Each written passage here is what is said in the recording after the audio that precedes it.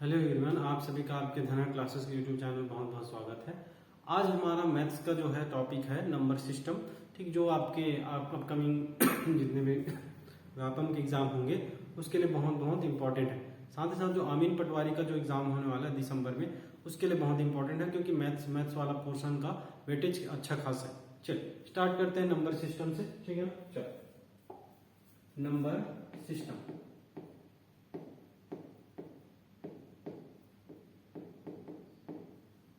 संख्या पद्धति।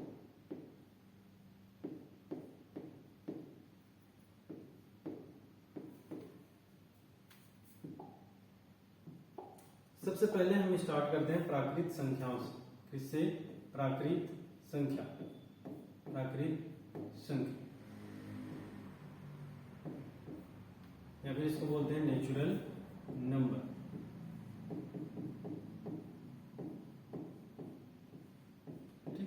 बेसिकली अगर हम जो है ना कोई वस्तु को गिनने के लिए जो चीजें यूज करते हैं उसको क्या बोलते हैं? नेचुरल नंबर या फिर प्राकृत संख्या बोलते हैं। जैसे मैं एग्जांपल के लिए बोलूं 1 2 3 4, ये जो है एंड सो ऑन चलता रहे। ठीक, तो ये 1 2 3 4 ये सबको किसको क्या बोलोगे? प्राकृत संख्या। प्राकृत संख्या के बाद आते हैं पूर्ण संख्या। कौन सा संख्या? पूर्ण संख्या। पूर्ण संख्या। जब मैं ये जो प्राकृत संख्या है, प्राकृत संख्या में अगर मैं जीरो को भी इंक्लूड कर, देखो ये जो प्राकृत संख्या कहां से स्टार्ट हुआ? 1 से। 1 2 3 4 चलता गया।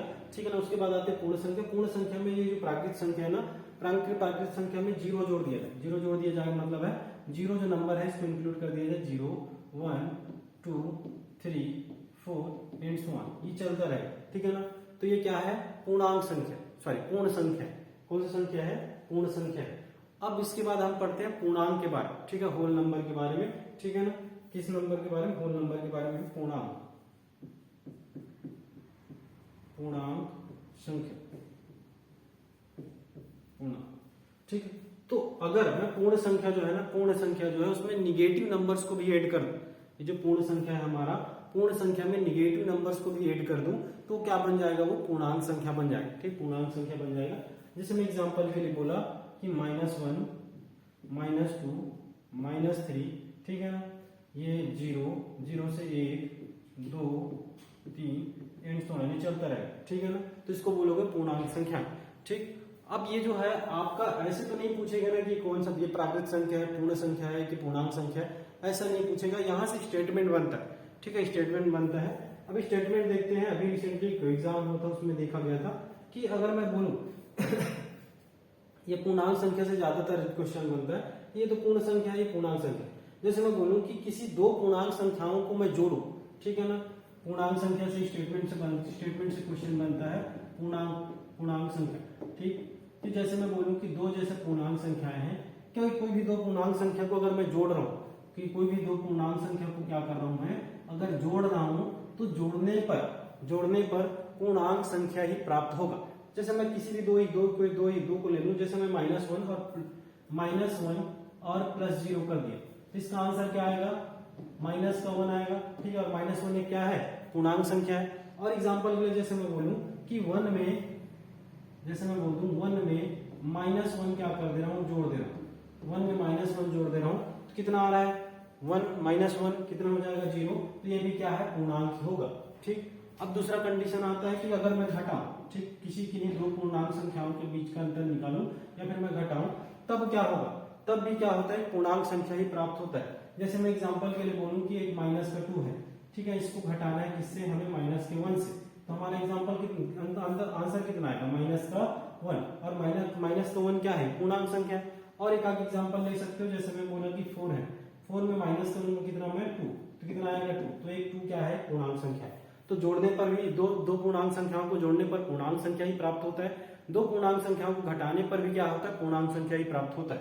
अगर मैं तीसरा बोलूं गुणा, ठीक है, अगर मैं दो पूर्णांक संख्याओं का गुणा कर रहा हूं, जैसे मैं बोलूं कि -2 इंटू -1 कर रहा हूं, कितना आएगा? 2 आएगा। ठीक, 2 आएगा। तो 2 भी एक क्या है? पूर्णांक संख्या। अगर मैं दो पूर्णांक संख्याओं का गुणा भी कर रहा हूं तो क्या आएगा? पूर्णांक संख्या ही प्राप्त होगा। ठीक है, अब आते हैं भाग के ऊपर। भाग के ऊपर आते हैं भाग में भी अगर मैं दो पूर्णांक संख्याओं को, अब अगर मैं दो पूर्णांक संख्याओं को भाग दूं तो क्या वो पूर्णांक संख्या प्राप्त होगा? क्या वो दो पूर्णांक संख्या प्राप्त होगा? नहीं। जैसे मैं किसी के एग्जांपल को बोलूं, मैं जैसे मैं 4 है, 4 को मैं डिवाइडेड कर दे रहा हूं किससे? 7 से। 4 को मैं डिवाइड कर दे रहा हूं 7 से। तो ये बताओ कि ये पूर्णांक संख्या है? पूर्णांक संख्या है क्या? पूर्णांक संख्या तो नहीं है, क्योंकि 4/7 क्या है? परिमेय संख्या है। ठीक है, रेशनल नंबर है, परिमेय संख्या है। ठीक, तो मैं भाग के केस में नहीं बोल सकता कि अगर मैं दो पूर्णांक संख्याओं को क्या कर रहा हूं, भाग दे रहा हूं, तो हमेशा नहीं, लेकिन क्या है, पूर्णांक संख्या प्राप्त होता है, लेकिन हमेशा प्राप्त नहीं होगा। ठीक, जैसे मैं बोला कि 4 को मैं क्या करूं? 2 से डिवाइड करूं। 4 को मैं 2 से डिवाइड कर रहा हूं, कितना बच रहा है? कितना बनेगा? कितना आएगा आंसर? 2 आएगा। तो ये तो क्या है? पूर्णांक संख्या है। लेकिन यहाँ पे एक वर्ड यूज होता है हमेशा। ठीक है ना, अगर मैं जोड़ू दो पूर्णांक संख्याओं को हमेशा जोड़ू तो हमेशा पूर्णांक संख्या ही प्राप्त होगा। अगर मैं दो पूर्णांक संख्याओं को घटाऊं तो हमेशा क्या प्राप्त होगा? पूर्णांक संख्या ही प्राप्त होगा। अगर मैं दो पूर्णांक संख्याओं को गुणा करूं फिर भी क्या प्राप्त होगा? मुझे पूर्णांक संख्या ही प्राप्त होगा। लेकिन भाग के केस में ऐसा नहीं है कि हमेशा नहीं, कभी कभी क्या है, पूर्णांक संख्या भी प्राप्त हो सकता है, कभी कभी पूर्णांक संख्या प्राप्त नहीं भी हो सकता। ठीक है, तो स्टेटमेंट से यहाँ से क्वेश्चन बनता है। ठीक, तो अगर मुझे बोले प्राकृतिक संख्या क्या है? 1 से स्टार्ट होके इंफिनिटी तक जाएगा। ठीक, पूर्ण संख्या बोले तो 0 से स्टार्ट होकर इंफिनिटी तक जाएगा। ठीक, और अगर पूर्णांक संख्या बोले तो इसमें माइनस वाला पार्ट भी क्या होता है? इंक्लूड होता है। साथ ही साथ पूर्णांक संख्या से स्टेटमेंट से क्वेश्चन बनते हैं। चलिए आगे आए। अब सम संख्या विषम संख्या बताने की तो जरूरत नहीं पड़ेगा। ठीक है, अब आते हैं भाज्य और अभाज्य। ठीक, भाज्य और अभाज्य, भाज्य संख्या और अभाज्य संख्या। अगर मैं बेसिक बोलूं कि जो भाज्य संख्या है इसके 2 से अधिक गुणनखंड होंगे, 2 से अधिक गुणनखंड, ये भी इस पे स्टेटमेंट में पूछता है। ठीक है ना, कि जैसे बोल दिया जाए, कथन दे दिया जाए कि भाज्य संख्याओं के 2 या 2 से अधिक क्या होते हैं? गुणनखंड होते हैं। तो स्टेटमेंट तो सही है ना। ठीक, 2 से अधिक गुणनखंड होते हैं। ठीक, और अभाज्य संख्या के 2 से अधिक गुणनखंड नहीं हो सकते। 2 से अधिक गुणनखंड नहीं हो सकते।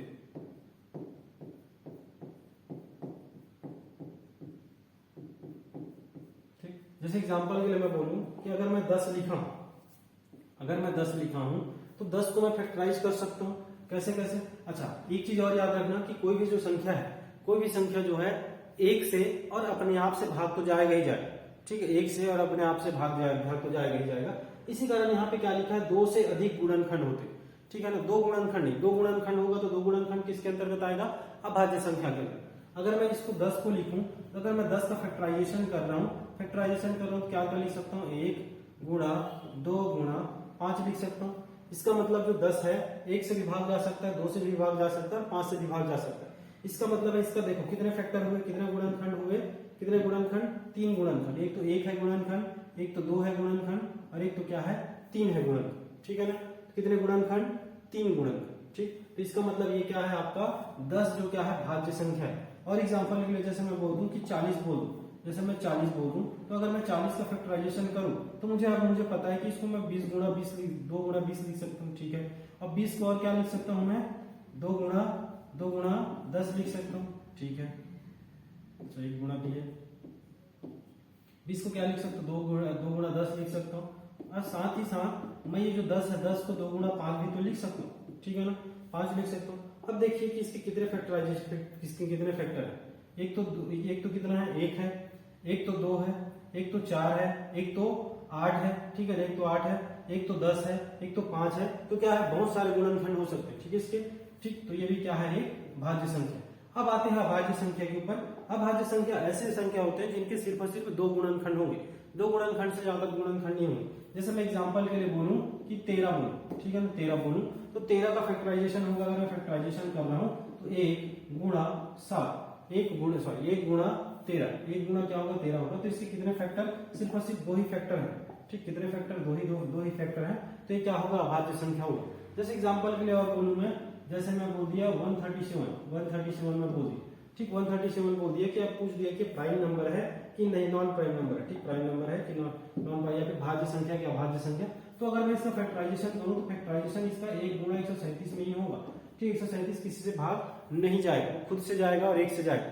ठीक तो इसी कितने गुणनखंड, 2 ही गुणनखंड, तो ये भी क्या होगा प्राइम नंबर होगा। साथ ही साथ अगर मैं इधर और बोलूं कि मान लो कि बोल दिया कि 1200, मान लो 1020 है, ये प्राइम नंबर है कि नहीं है। तो मुझे सीधा सीधा दिख रहा है 5 से भाग जा रहा है, 10 से भाग जा रहा है, ये प्राइम नंबर नहीं है, तो क्या है ये भाज्य संख्या है। तो ऐसे करके आपको पूछा जाता है कि निम्नलिखित में से कौन सा प्राइम नंबर है, कौन सा प्राइम नंबर नहीं है। तो उसके लिए आपको भाजकता का नियम आना चाहिए। अगला इसके बाद का टॉपिक है भाजकता का नियम से। वहां से आप आसानी से बता सकते हो कि कौन सा भाज्य है, कौन सा अभाज्य है। वहां से फैक्टराइजेशन आपके लिए आसान हो जाएगा। ठीक है ना। चलिए, तो भाज्य और अभाज्य में अंतर समझ में आ गया। ठीक है ना। चलिए आगे देखते हैं। एक और पूछता है को प्राइम नंबर। ठीक है, सहअभाज्य के बारे में भी कभी कभी पूछता है। ठीक, सहअभाज्य, इससे भी स्टेटमेंट बनता है सहअभाज्य संख्या।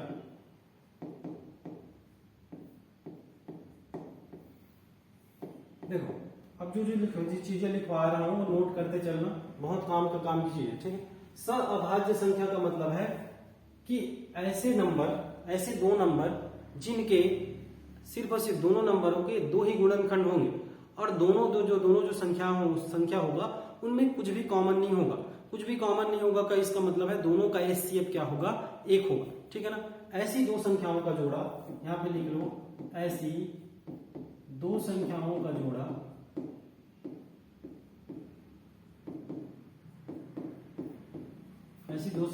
जोड़ा जिनका एचसीएफ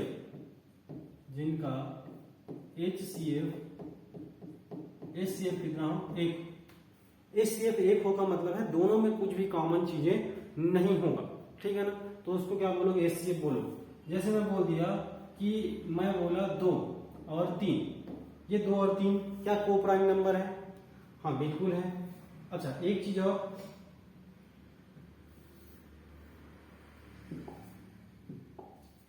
एक चीज नोट करके यहां पे लिखना कि नोट 2 ही एक ऐसा सम संख्या है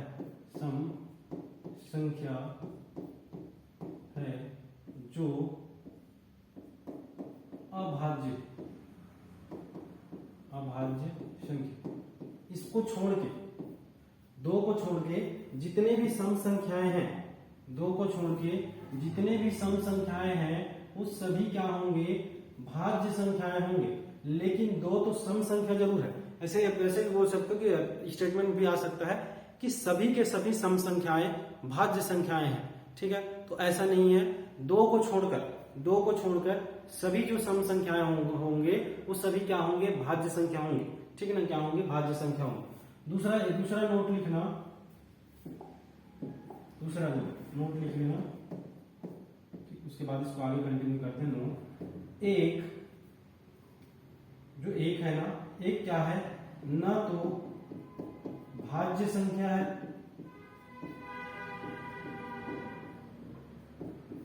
और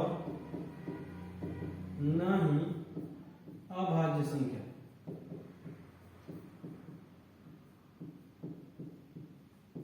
ये दोनों फैक्टर याद रखिएगा। ठीक है, दोनों नोट याद रखिएगा।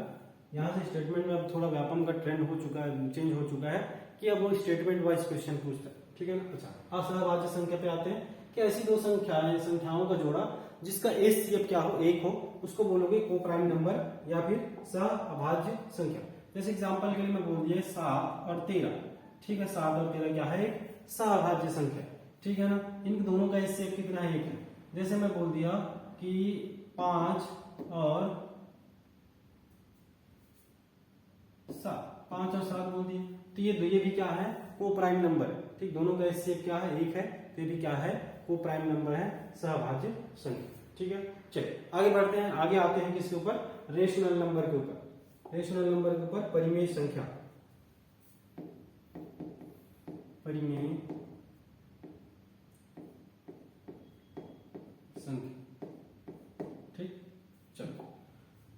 अब परिमेय संख्या किसको बोला जाता है? ऐसे संख्याएं, ठीक है ना, ऐसे संख्याएं जिन्हें P बटा Q के रूप में लिखा जा सकता है, उसको क्या बोलोगे? परिमेय संख्या बोलोगे। लेकिन एक कंडीशन है, ठीक है ना, कंडीशन है, कंडीशन क्या है कि हमारा जो Q है, Q कभी भी शून्य के बराबर नहीं होगा, ठीक। परिमेय संख्या किसको बोलोगे? एक ऐसी संख्या जिसे P बटा Q के रूप में लिखा जा सके, लेकिन एक कंडीशन है कि मेरा Q जो है कभी भी शून्य के बराबर नहीं होगा, उसे क्या बोलोगे? परिमेय संख्या बोलो। जैसे मैं बोला कि 4/7, ये क्या है? एक परिमेय संख्या है। ये 4, ये क्या है? एक परिमेय संख्या है, ठीक है ना। ये है 9, 3 बोल दिया कि 88/100, ये सारे क्या है? परिमेय संख्याएं हैं, ठीक है ना। चलो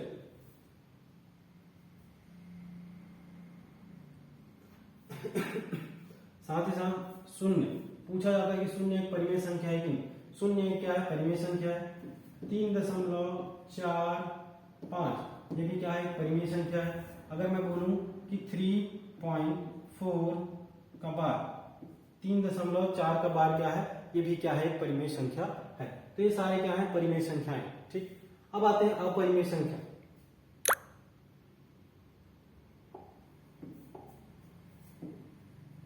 अपरिमेय संख्या, परिमेय संख्या समझ में आया आपको, ठीक है ना। अपरिमेय संख्या क्या है?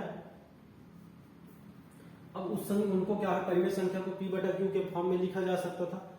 ये जो अपरिमेय संख्या है, अपरिमेय संख्या को P बटा Q के फॉर्म में नहीं लिखा जा सकता, ठीक है ना। इसको क्या है? P बटा Q के फॉर्म में नहीं लिखा जा सकता, ठीक।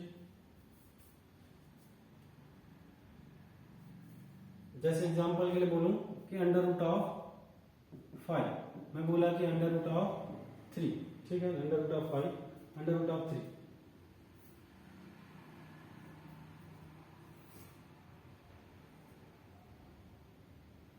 पाई हो गया, या फिर बोल दूं कि 5⁻1/3 हो गया, ठीक है ना। इनको क्या बोलोगे? अपरिमेय संख्या बोलो। इनको क्या बोलोगे? अपरिमेय संख्या। अब मैं यहीं पे पूछता हूं आपसे कि क्या √25 एक परिमेय संख्या है कि अपरिमेय संख्या है? ठीक है, √25 को क्या है? एक परिमेय संख्या है कि अपरिमेय संख्या है? तो क्या बोलोगे कि परिमेय है कि अपरिमेय, ठीक है ना। अभी तो आप बोलोगे यहाँ तो बताया है सर कि √, में अगर कोई संख्या है तो क्या है? वो अपरिमेय संख्या है। क्या √25 भी अपरिमेय संख्या है? ठीक है, तो ये अपरिमेय संख्या नहीं है, ये क्या है? परिमेय संख्या, परिमेय संख्या। क्योंकि √25 का मतलब है 5, और 5 एक क्या है? परिमेय संख्या है। 5 को मैं क्या लिख सकता हूँ? 5/1 लिख सकता हूँ। ऊपर को बोलते हो न्यूमरेटर, अंश, ठीक है, नीचे को बोलते हो डिनोमिनेटर, ठीक, डिनोमिनेटर हर, ठीक। तो √25 क्या है? एक परिमेय संख्या है, न कि अपरिमेय संख्या, ठीक। चल आगे बढ़ते हैं।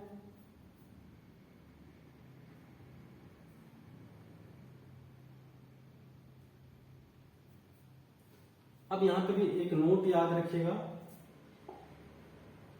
अभाज्य संख्या में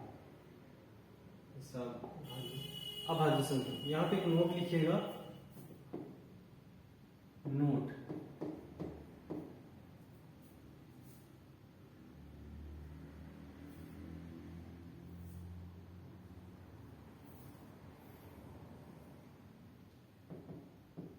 लगातार दो अभाज्य संख्याओं के बीच, अभाज्य संख्याओं के बीच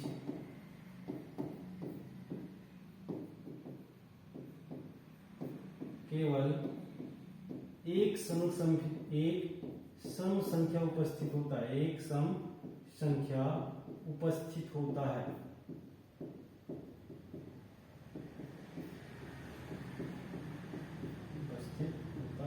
ठीक है, तो दो अभाज्य लगातार जो कंसेक्यूटिव जो अभाज्य संख्या होगा, लगातार जो अभाज्य संख्या होगा उनके बीच में केवल एक ही एक क्या होगा, सम संख्या होगा।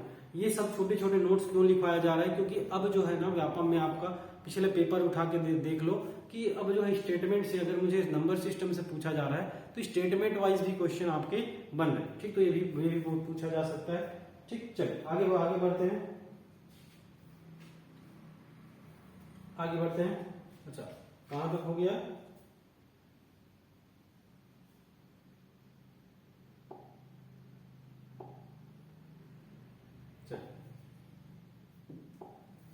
अब एक तो है हम सम संख्या, सबको पता है सम संख्या, सम संख्या। अच्छा, सम संख्या से पहले प्राकृत संख्या लिख लो।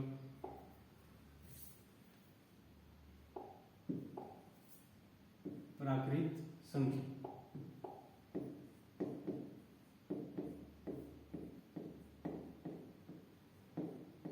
फिर सम संख्या,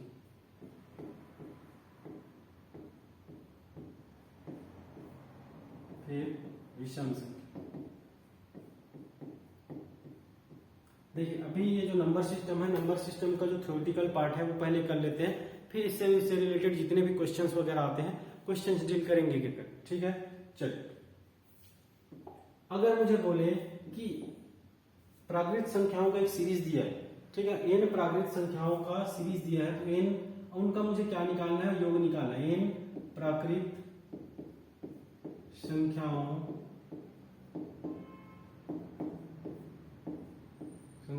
का योग, ठीक है ना। एन प्राकृत संख्याओं का मुझे क्या निकालना है, योग निकालना है। तो योग निकालने के लिए एक फॉर्मूला याद रखिएगा, ठीक है ना। क्या बोलोगे, एसएन, ठीक है ना, S N plus two, sorry N plus 1/2। ये किसके लिए है, एन प्राकृत संख्याओं के योग के लिए क्या है, फॉर्मूला। जैसे मैं एग्जांपल के लिए बोलूं, एग्जांपल के लिए क्वेश्चन बाद में करेंगे, एक एक एग्जांपल लिख लेते हैं, ठीक है ना, एक एग्जांपल लिख लेते हैं। जैसे एग्जांपल के लिए बोलूं कि 1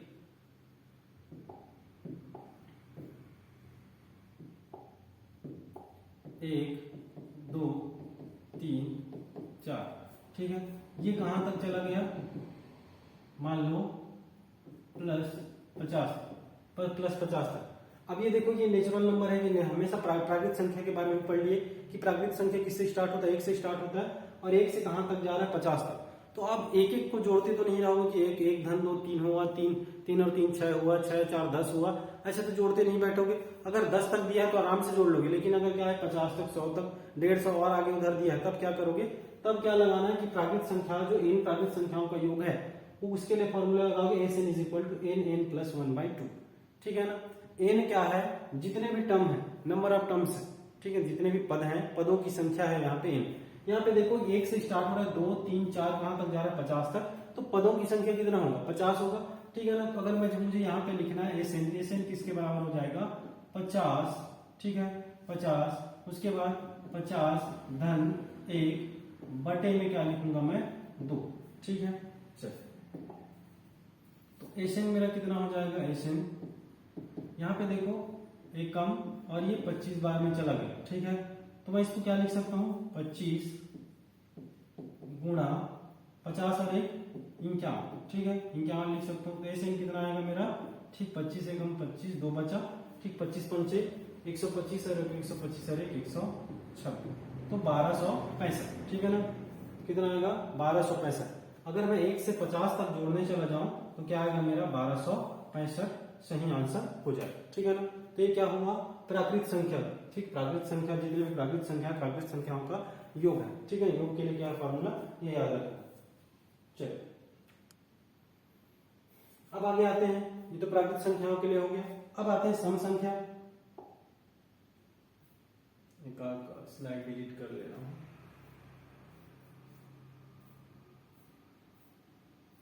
चलिए ये डिलीट कर देते हैं।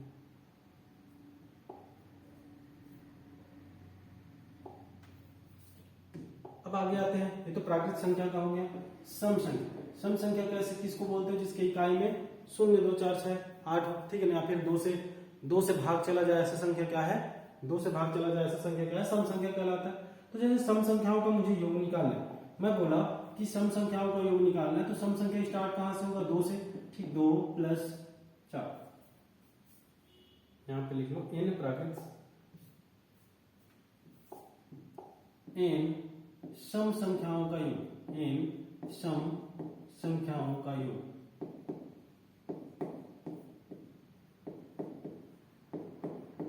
अगर मुझे n सम संख्याओं का योग निकालना है तो क्या करना पड़ेगा? एक फॉर्मूला याद रखिएगा, Sn इज होगा n + 1।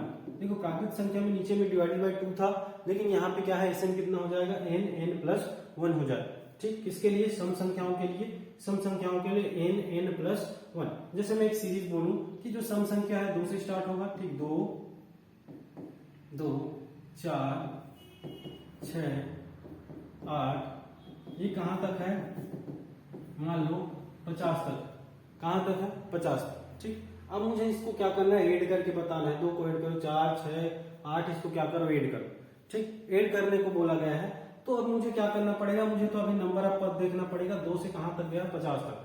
2 से 50 तक गया है, मतलब 1 को छोड़ा है, 3 को छोड़ा है, 5 को छोड़ के, इसका मतलब टोटल 50 पद होते अगर 1 से स्टार्ट होता तो। अब बीच का एक लेटर क्या किया गया? स्किप किया गया। इसका मतलब है 25 का आधा हमारा क्या हो जाएगा? n हो जाएगा। तो इसका आधा क्या हो जाएगा? 50 का आधा हमारा क्या हो जाएगा? n हो जाएगा। 50 का आधा क्या? 25, ठीक। तो क्या हो जाएगा मेरा? Sn किसके बराबर हो जाएगा? 25 धन 1, ठीक। 25 धन 1। तो Sn मेरा कितना आ जाएगा? Sn 25 गुणा 26, ठीक। तो Sn हमारा आएगा 25 छक्के 150, शून्य 15 दूनी 25 दूनी 50, 50 और 15 65, ठीक है। 650 कितना आएगा? 650 हमारा क्या आ जाएगा? आंसर आ जाएगा, ठीक है ना, 650।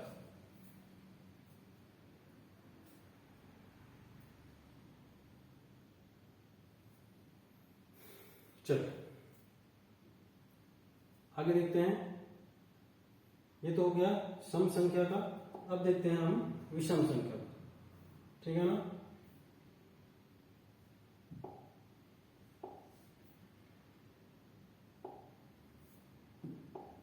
अगर मुझे विषम संख्याओं का योग निकालने को बोले, सम संख्या का तो हो गया, विषम संख्या। अब बोले n विषम संख्याओं का योग, n विषम संख्याओं का योग।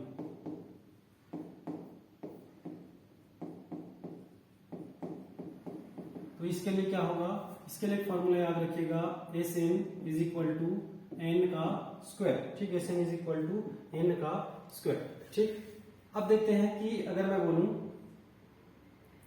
अब n का स्क्वायर, जैसे मैं एक श्रृंखला बोल रहा हूं कि 1 + 3 + 5 + 7, ये कहां तक गया है?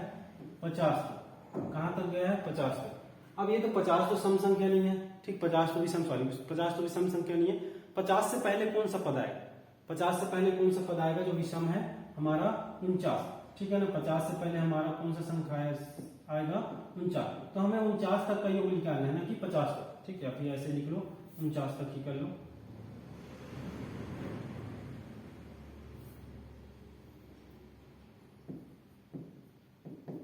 ठीक। 49। अब मुझे इसको क्या करना है? ऐड करना है। अब ऐड करना है तो मुझे क्या करना है? n का स्क्वायर करना है। बस n का स्क्वायर करना है का मतलब यहाँ पे n कितने हो जाएंगे? n कितने हो जाएंगे? यहाँ पे n निकालने के लिए आपको क्या करना पड़ेगा? ये जो अंतिम संख्या है ना, ये जो अंतिम जो आपका विषम संख्या है, विषम संख्या में क्या करोगे? 1 जोड़ोगे और उसको 2 से डिवाइड करोगे। तो यहाँ पे भी पदों की संख्या कितना आ गया? 25। कितना आ गया? 25। तो Sn कितना हो जाएगा? यहाँ पे Sn हो जाएगा 25 का वर्ग, ठीक है ना। Sn हो जाएगा कितना? 25 का वर्ग, मतलब 25 को 2 बार गुणा करना, ठीक। Sn कितना हो जाएगा?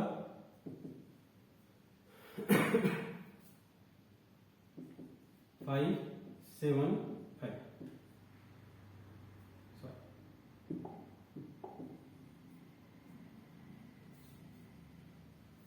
675। 25 इंटू 25 कितना होता है 625, 25 का स्क्वायर 625, हमारा आंसर कितना आ जाएगा 625। ठीक है, तो ये तो हो गया क्या, ये अगर मुझे प्राकृत संख्याओं का योग बोले तब n+1/2। ठीक, अगर सम संख्याओं का योग बोले, सम संख्याओं का योग बोले तो n+1। ठीक है, अगर विषम संख्याओं का योग बोले, विषम संख्याओं का योग बोले तो क्या है n²। ठीक है, जो नंबर आप पद है, नंबर आप पद को क्या करोगे, नंबर आप पद को क्या करोगे, स्क्वायर करो। ठीक है ना, चलो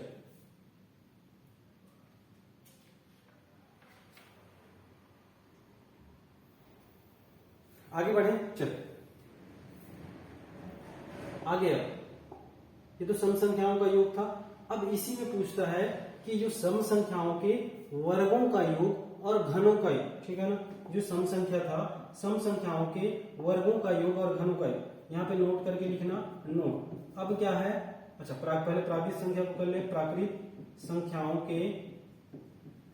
के वर्गों का योग। बेसिकली अभी हम स्टार्टिंग में पढ़े कि सिर्फ प्राकृत संख्याओं का योग था। अब मुझे बोले कि प्राकृत संख्याओं के वर्गों का योग बोले तो क्या होगा, 1 का स्क्वायर प्लस 2 का स्क्वायर प्लस 3 का स्क्वायर प्लस 4 का स्क्वायर, ये कहां तक जाए। ठीक है, मान लो मैं 50 तक ले रहा हूं, 50 का वर्ग तक। ठीक, कहां तक ले रहा हूं, 50 का वर्ग तक ले रहा हूं। ठीक, तो इसके लिए एक चीज याद रखना, एक फॉर्मूला याद रखोगे, एसएन कितना हो जाएगा हमारा, चलो यहीं पे लिख दे रहा हूं साइड में, यहाँ तो एसएन कितना हो जाएगा हमारा, n+1 था। ठीक, n यहां रहा ना, n+1 है। ठीक, n+1 है, n+1/2, इसमें गुणा करना है बस 2n+1/3 का, 2n+1/3। ठीक, अब मैं यहीं से समझते आ रहे हैं कि हमें पता है कि प्राकृत संख्याओं का योग कितना होता है, n+1/2 होता है, तो लिख दिए n+1/2। ठीक, अब इसका गुणा करना है किससे, 2n+1/3 से। ठीक है, इसका डबल। ठीक, यहाँ पे 2 करना है, यहाँ पे 3 करना है, बस याद रखने का तरीका बता रहा हूँ, यहाँ पे 2 करना है, यहाँ पे 3 करना है बस। ठीक, तो एसएन हो जाएगा n+1/2, ये जो हम अभी फॉर्मूला से पढ़े कि प्राकृत संख्याओं का जो योग है उसको इंटू 2n+1/3। ठीक है, तो ये कितना हो जाएगा हमारा, आंसर आएगा हमारा n+1 और 2n+1 और 3 दूनी 6। ठीक, तो ये वाला क्या लगाना पड़ेगा, हमें फॉर्मूला लगाना पड़ेगा, चाहे आपको याद है, बस इतना याद रखना कि हमें तो नेचुरल नंबर का पता है ना, कि नेचुरल नंबर का ये जो योग होता है कितना होता है, n+1/2 होता है। ठीक, तो उसमें क्या करना है, हमें 2n+1/3 का क्या करना है, गुणा करना है बस। अगर सीधा याद है आपको SN is equal to n+1 2n+1/6, तब भी बहुत बढ़िया है, लेकिन हमें नेचुरल नंबर का तो याद है ना, n+1/2, उसमें क्या करना है, 2n+1/3 का क्या करना है, मल्टीप्लाई करना है। ठीक है ना, चलिए नोट डाउन करिए। ये तो हो गया हमारा स्क्वायर के लिए। ठीक है, स्क्वायर के लिए अगर मुझे क्यूब का निकालना है, क्यूब का और आसान है। ठीक है ना, प्राकृत संख्याओं के घनों का योग, प्राकृत संख्याओं के घनों का योग। ठीक है, प्राकृत संख्याओं के घनों का, अगर ये वर्गों का योग है, अगर घनों का योग निकालना है, घनों का योग का मतलब है 1 का क्यूब प्लस 2 का क्यूब प्लस 3 का क्यूब प्लस 4 का क्यूब। ये कहां तक चला गया, मान लो n तक, यहाँ पे n लिख लो, या 50 इंटू n लिख लो, n का वर्ग, यहाँ पे क्या है, n का क्यूब। ठीक है, n का क्यूब। तो इसके लिए क्या फॉर्मूला याद रखोगे, ये जो हम निकाले हैं ना, ये जो हम क्या है नेचुरल नंबर का जो निकाले हैं, उस नेचुरल नंबर को 2 बार गुणा करना। ठीक है ना, 2 बार गुणा, 2 से गुणा नहीं करना है, 2 बार गुणा करना। ठीक, यहाँ पे क्या किए थे हम, n+1/2 को 2n+1/3 से गुणा किए थे। ठीक, लेकिन यहाँ पे क्या करना है हमें, इस वाले में क्या करना है, चलो इधर लिख दे रहा हूँ। ठीक, यहाँ पे समझ, यहाँ पे दिख रहा है ना, यहाँ पे लिख दे रहा हूँ नीचे वाले का, कि क्या होगा, जो हमें तो नेचुरल नंबर का पता है n+1 है, इतना तो पता है, n+1/2 है। ठीक, इतना तो पढ़े, तो अब इसका मुझे क्या करना है, इसका 2 बार गुणा करना है। ठीक, 2 बार गुणा करना है कि मतलब मैं स्क्वायर लिख दूं। ठीक, 2 बार गुणा करना है तो मैं स्क्वायर लिख दूं, कोई दिक्कत है, या तो इसको अलग अलग 2 बार गुणा कर सकते हो, कोई दिक्कत नहीं है, या तो पहले इसको निकालो, इसको क्या कर दो, स्क्वायर कर दो। ठीक है ना, ये निकालो, इसका क्या कर दो, स्क्वायर कर दो, फिर भी आएगा आंसर। ठीक, चलिए, तो ये क्या हो गया, n प्राकृतिक संख्याओं का योग n+1/2। सम संख्याओं का योग पूछे तो क्या है, सम संख्याओं का योग हमारा क्या है n+1। अच्छा सम संख्याओं का बाद में, प्राकृतिक संख्याओं का क्या है, अगर वर्गों का योग पूछे, वर्गों का योग पूछे तो क्या है n+1 में क्या करोगे 2n+1/3 का गुणा करोगे, ठीक है ना।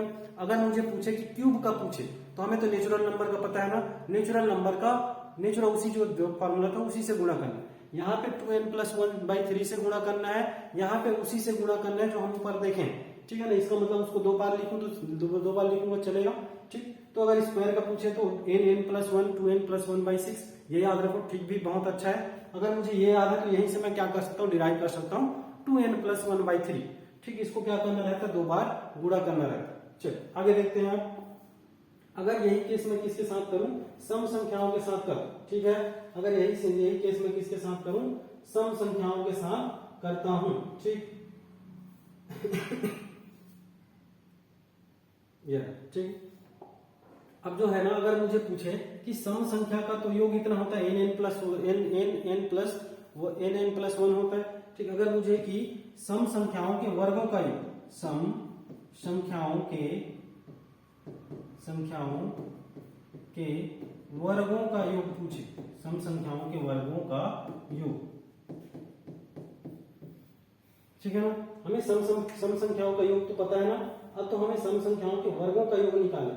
तो वर्गों का योग निकालना है तो कुछ नहीं करना है, जैसे हम उसमें गुणा किए थे ना, जिसमें जैसे ये प्राकृतिक संख्या में गुणा किए थे, प्राकृतिक संख्या में गुणा किसका किए थे 2n+1/3 का गुणा किए थे, ठीक। 2n+1/3 का गुणा किए थे।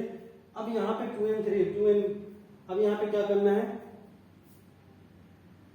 आगे आते हैं, ये हम सम संख्याओं का, अच्छा यहाँ पे तो ये तो जैसे का तैसा लिखना है, हमें क्या लिखना है n+1, इसको जैसे का तैसा लिखना है। साथ ही साथ 2n+1/3 इसका गुणा करना, जैसे हम यहाँ पे किए ना, यहाँ पे किसका गुणा किए 2n+1/3 का किए, 2n+1/3 का गुणा किए। यहाँ पे भी क्या करना है, हमें 2n+1/3 का गुणा करना है। साथ ही साथ बस यहाँ पे हमें और गुणा करना है किसका, 2 का। किसका गुणा करना है, 2 का। इसका मतलब है 2 बार इसका गुणा करना है, 2 का गुणा करना है, मतलब 2n+1/3 उसको क्या करना है और 2 से गुणा करना है।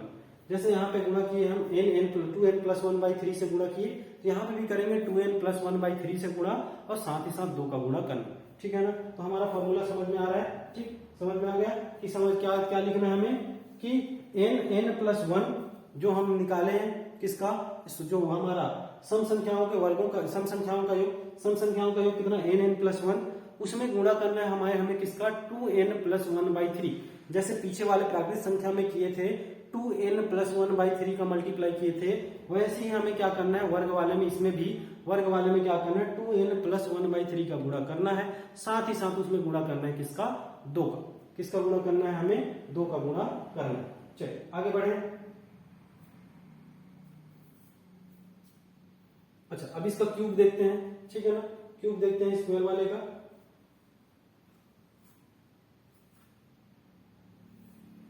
यहां तक समझ में आया। ये अगर पूछे, अगर मुझे कोई सम संख्या है, सम संख्याओं का क्या निकालना है, स्क्वायर का अगर योग निकालना है, क्या निकालना है, इस फॉर्मूले से निकालना। आसान है कि फिर से समझा रहा हूं, याद नहीं करना, याद करने से अच्छा है समझना। प्राकृतिक संख्याओं का योग मुझे पता है n+1/2 होता है, ठीक, n+1/2 होता है। अब मुझे प्राकृतिक संख्याओं के वर्गों का योग चाहिए, वर्गों का योग चाहिए तो क्या करोगे 2n+1/3 का मल्टीप्लाई करना है, 2n+1/3 का क्या करना है, मल्टीप्लाई करना, ठीक। तो ये क्या हो गया, मेरा वर्गों का योग हो गया। अब मुझे अगर घनों का योग चाहिए, प्राकृतिक संख्याओं के घनों का योग चाहिए, तो मुझे पता है कि प्राकृतिक संख्याओं का योग कितना होता है n+1/2 होता है। तो ये n+1/2 का और गुणा करना है किसमें, इसी में और गुणा करना है। इसका मतलब मैं इसको 2 बार लिखूं तो मैं स्क्वायर करके लिख सकता हूं, ठीक है। चल अब मैं स्क्वायर का अगर देखूं, अगर सम संख्याओं का योग देखूं, n सम संख्याओं का, तो इसके लिए फॉर्मूला n+1 है। क्या है, n+1 है। अब मुझे क्या करना है, इनके वर्गों का योग निकालना है, सम संख्याओं के वर्गों का योग निकालना है। तो जैसे हम वहां पे 2n+1/3 का मल्टीप्लाई किए थे, वैसे यहाँ पे भी करना है 2n+1/3 का मल्टीप्लाई करना है। ठीक है ना, साथ ही साथ उसमें किसका मल्टीप्लाई करना है, 2 का। चलो अब आते हैं घन वाले पार्ट में, आ जाते हैं घन में। ये तो नॉर्मली अच्छा, ये तो विषम संख्याओं का योग है, ये विषम संख्याओं का योग है। अगर मुझे क्या करना है, अच्छा सम संख्याओं का घन बचा है ना, ठीक है, सम संख्याओं का, ये रहा सम संख्या, सम संख्याओं का घन बचा। अब तो ये किए, अब यहाँ पे घन पे क्या किए थे, हमें इसको 2 बार गुणा किए थे, वैसे ही क्या करना है, हमें इसको भी 2 बार गुणा, मतलब स्क्वायर करना है। किसका स्क्वायर करना है, इसका स्क्वायर करना है, ठीक, किसका स्क्वायर करना है, इसका स्क्वायर करना है। अब ये तो हो गया सम संख्याओं का वर्गों का। अब मुझे अगर घनों का योग चाहिए, घनों का योग, अगर घनों का योग चाहिए, घनों का योग कैसे निकालूंगा, जैसे इस वाले में हम क्या किए थे, इसको 2 बार गुणा किए थे, वैसे ही क्या करेंगे, जिसका स्क्वायर किए थे ना, इसका स्क्वायर किए थे, वैसे ही ये जो हम निकाले हैं ना सम संख्याएं, इनका इसका स्क्वायर करना है। तो स्क्वायर करूंगा क्या आएगा, एन स्क्वायर, इसका स्क्वायर क्या आएगा, एन स्क्वायर, इसका स्क्वायर क्या आ जाएगा, एन प्लस 1 का स्क्वायर आ जाएगा। साथ ही साथ इसको गुणा करना है किससे, 2 से। जैसे यहाँ पे 2n प्लस 1/3 का मल्टीप्लाई किए, किसकी तरह, प्राकृत संख्या की तरह 2n प्लस 1/3 का मल्टीप्लाई करने के बाद, ठीक है, ये किए।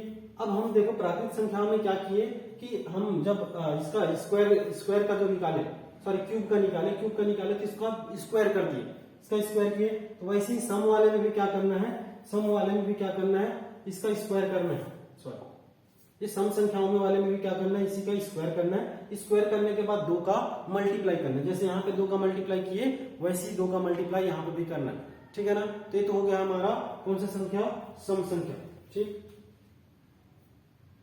सम संख्याओं के घनों का।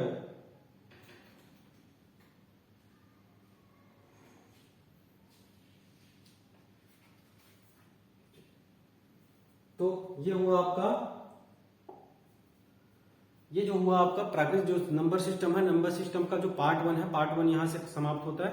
इसके बाद जो है आपका भिन्न के ऊपर आएंगे। मिश्र भिन्न है, भिन्न के रूप में दशमलव को भिन्न में बदलना, भिन्न को दशमलव में बदलना, ये जो इसका अगला पार्ट है। साथ ही साथ जो रिपीटेड होता है, जैसे मैं बोला हूं कि 4.3333। अब मुझे इसको क्या करना है, भिन्न रूप में बदलना है, तो दशमलव को भिन्न में बदलना, भिन्न को दशमलव बदलना। इसके बाद जो है अगला लेक्चर में उसको कवर करेंगे, ठीक है ना। तो इतना चीजें आप क्या है, आपको समझ में आया होगा, क्या होता है प्राकृत संख्या, क्या होता है पूर्ण संख्या। 5 मिनट का रिवीजन है, 5 मिनट में रिवीजन करा दे रहा हूँ, ठीक है ना।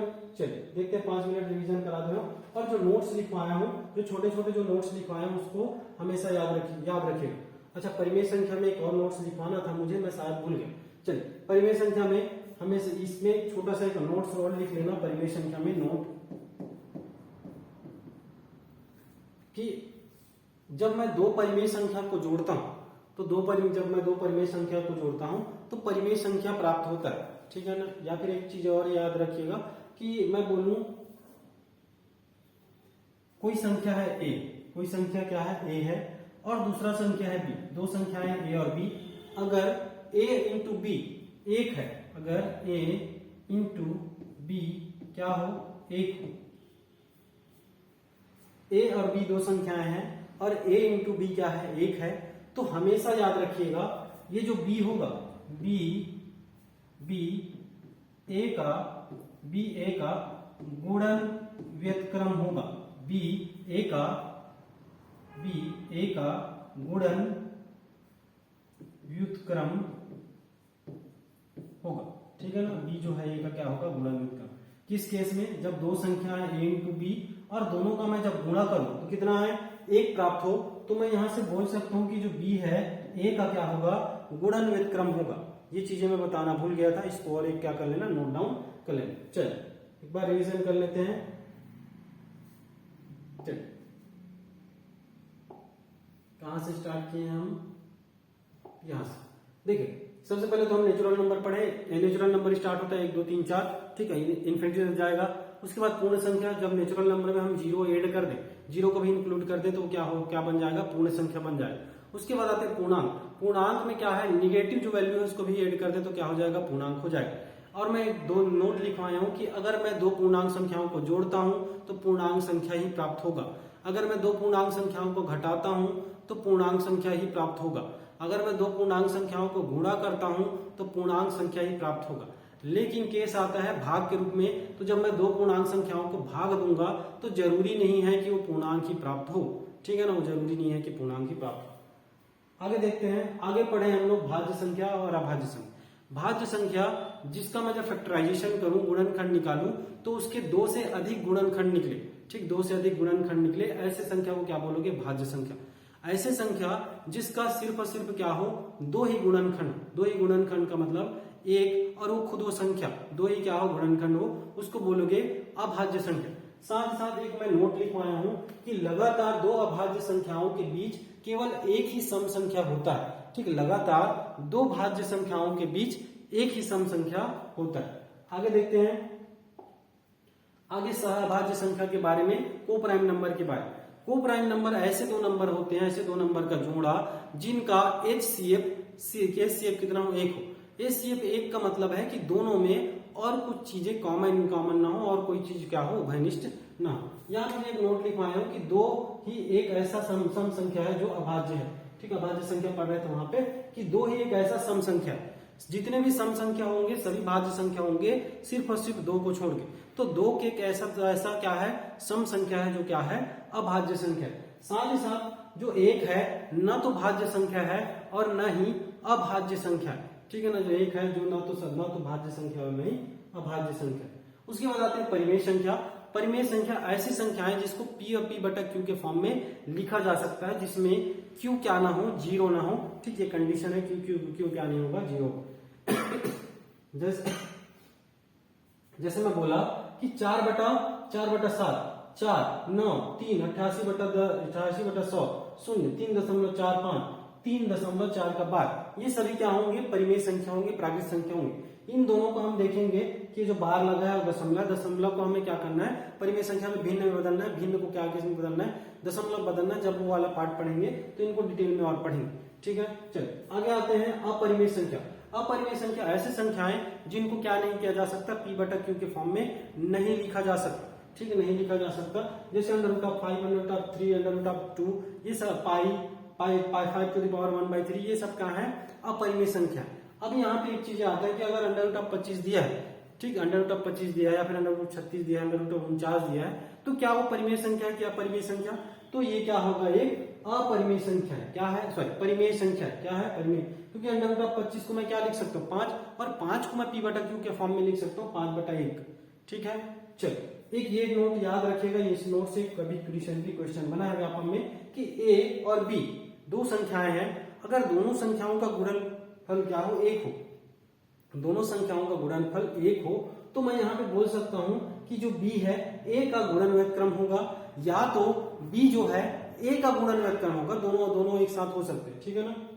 चलिए आगे पढ़े हम प्राकृत संख्या। प्राकृत संख्या जो है ना, प्राकृत संख्या तो नेचुरल नंबर पहले पढ़े। अगर मैं प्राकृत संख्याओं का योग निकालूं, तो प्राकृत संख्याओं का योग निकालूं तो उसके लिए फॉर्मूला पढ़े हम n+1/2, n+1/2। अगर मुझे स्क्वायर का निकालना है तो स्क्वायर का निकालना, फॉर्मूला याद रखने की जरूरत नहीं है, अगर ये फॉर्मूला याद है तो सारी चीजें बन जाए। अगर स्क्वायर का निकालना है तो स्क्वायर के लिए क्या करोगे, n+1/2 तो हमें पता है, उसमें बस मल्टीप्लाई करना है 2n+1/3 का, किसका मल्टीप्लाई करना है, 2n+1/3 का मल्टीप्लाई करना है, ठीक है ना। अब आते हैं कि नेचुरल जो नंबर है उसके क्यूब का योगफल कितना होगा। क्यूब का योगफल निकालने के लिए क्या करोगे, जो हमारा नेचुरल नंबर का जो योगफल था, नेचुरल नंबर का जो योगफल है उसका स्क्वायर करना है, क्या करना है, स्क्वायर करना है, ठीक, स्क्वायर कर दिए। अब ये प्राकृत संख्या का हो गया। अगर मुझे सम संख्याओं का योग निकालने को बोले, सम संख्याओं का योग निकालने के लिए बोले तो क्या है फॉर्मूला, n+1 है, क्या है, n+1 है। अब अगर मुझे इसको स्क्वायर निकालने को बोले तो जैसे हम लोग नेचुरल नंबर में 2n+1/3 का क्या किए थे, मल्टीप्लाई किए थे, सेम टू सेम यहाँ पे भी करना है 2n+1/3, ठीक, 2n+1/3 का क्या करना है, मल्टीप्लाई करना है। लेकिन इसको क्या है, किससे डिवाइड करना है हमें, सॉरी किससे गुणा करना है, 2 से, किससे गुणा करना है, 2 से। अब मुझे अगर क्या निकालना है, क्यूब का योगफल निकालना है, क्यूब का योगफल निकालना है, क्या करोगे, ये जो हमारा सम संख्याओं का योग है उसका स्क्वायर करोगे, जैसे हम क्या किए थे अभी नेचुरल नंबर में स्क्वायर किए थे क्यूब में, वैसे ही क्या करना है, इसका भी स्क्वायर करोगे और 2 का गुणा करोगे, बस, ठीक है ना। यहाँ पे भी 2n+1/3 का गुणा किए और 2 का गुणा किए। उस नेचुरल नंबर में भी वही काम किए, किसका स्क्वायर किए और स्क्वायर बस किए थे वहां पे, लेकिन यहाँ पे 2 का मल्टीप्लाई भी करना। ठीक है, आगे देखते हैं। आगे अगर मुझे बोले कि n विषम संख्याओं का योग निकालने को बोले, n विषम संख्याओं का योग निकालने को बोले तो क्या करोगे, Sn कितना हो जाएगा, n का वर्ग हो जाएगा, n का स्क्वायर। ठीक है, n का स्क्वायर अगर, ठीक है, n का स्क्वायर इतना याद रखिएगा। अब जो है ना इतने जो 5-7 फॉर्मूले हैं उसको बस एक बार 1-2 बार पढ़ के देखिएगा, समझ में आ जाएगा। आपको याद करने की जरूरत नहीं है, बस हमें जो ऊपर का है ना n+1, ठीक है, उसको याद रखना पड़ेगा, n+1, उसके बाद n स्क्वायर, ये याद रखना पड़ेगा। बाकी चीजें आप क्या कर सकते हो, रिलेट करके फॉर्मूला खुद बना सकते हो। ठीक है ना, ये आपका पहला लेक्चर था। पहला लेक्चर में हम जो है नंबर सिस्टम को नंबर सिस्टम का जो है ना चैप्टर 1 है, चैप्टर 1 का एक पार्ट हो गया। कल हम पढ़ेंगे इसके बारे में जो परिमेय संख्या है या फिर भिन्न है, भिन्न के बारे में। भिन्न को हमें दशमलव में बदलना और दशमलव को भिन्न में बदलना, साथ ही साथ भाजकता का नियम इसमें पढ़ना है। ठीक है, भाजकता के नियम के साथ साथ यूनिट वैल्यू, ठीक, जो यूनिट प्लेस है या फिर यूनिट डिजिट है उसके बारे में, जो इकाई का अंक है उसके बारे में, इकाई के अंक के साथ साथ हमें पढ़ना है डिजिटल सम के बारे में। ठीक है, डिजिटल सम के बारे में, स्थानीय मान, ठीक है, स्थानीय मान, विजातीय मान के बारे में यहाँ पे पढ़ना है। 3-4 टॉपिक है, अगले लेक्चर में उसको क्या करेंगे, कवर करेंगे। अगर आपको ये लेक्चर समझ में आया होगा, अच्छा लगा होगा तो वीडियो को लाइक करें, हमारे चैनल को सब्सक्राइब करें, ठीक है ना, और अपने दोस्तों के साथ शेयर करें जो व्यापम और पीएससी की तैयारी कर रहे हैं। ठीक है, थैंक यू सो मच।